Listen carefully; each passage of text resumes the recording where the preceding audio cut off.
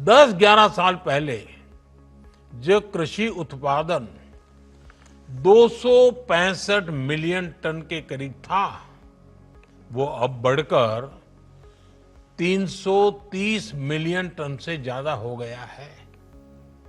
इसी तरह बागवानी में जुड़ा उत्पादन बढ़कर 350 मिलियन टन से ज्यादा हो गया है।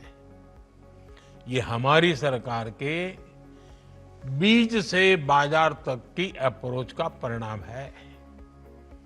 कृषि सुधार, किसानों का सशक्तिकरण और मजबूत वैल्यू चेन ने इसे संभव बनाया है।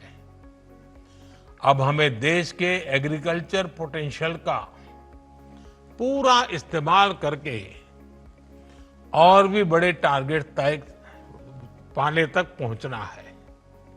इसी दिशा में हमने बजट में पीएम धन धान्य कृषि योजना का ऐलान किया है। ये मेरे लिए अत्यंत महत्वपूर्ण योजना है। इसके तहत देश के 100 सबसे कम कृषि उत्पादकता वाले जिले, लो प्रोडक्टिविटी वाले जिलों के विकास पर फोकस किया जाएगा। आप सबने विकास के कई पैरामीटर पर एस्पिरेशनल डिस्ट्रिक्ट कार्यक्रम से मिले नतीजों को देखा है। इन जिलों को कोलैबोरेशन, गवर्नेंस और हेल्दी कंपटीशन का और कन्वर्जेंस का बहुत फायदा मिल रहा है। मैं चाहूंगा कि आप सभी ऐसे जिलों से मिले परिणामों का अध्ययन करें और उसकी लर्निंग से सीखते हुए पीएम धनधान्य कृषि योजना को इन 100 जिलों में बहुत तेज गति से आगे बढ़ाएं। इससे इन 100 जिलों में किसानों की आय बढ़ाने में मदद मिलेगी।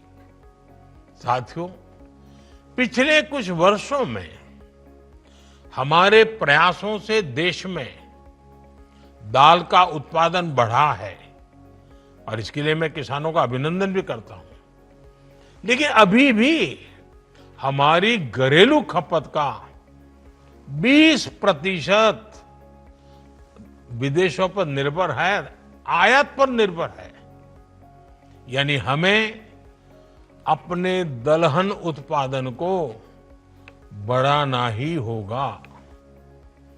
हमने चने और मूंग में आत्मनिर्भरता हासिल कर ली है, लेकिन हमें तुअर, उड़द और मसूर के उत्पादन को बढ़ाने के लिए और तेजी से ज्यादा काम करना ही है।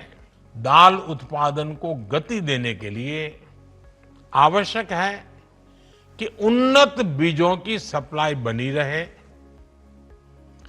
और हाइब्रिड किस्मों को बढ़ावा दिया जाए। इसके लिए आप सभी को जलवायु परिवर्तन, बाजार की अनिश्चितता और दाम में आने वाले उतार चढ़ाव जैसी चुनौतियों के समाधान पर फोकस करना होगा।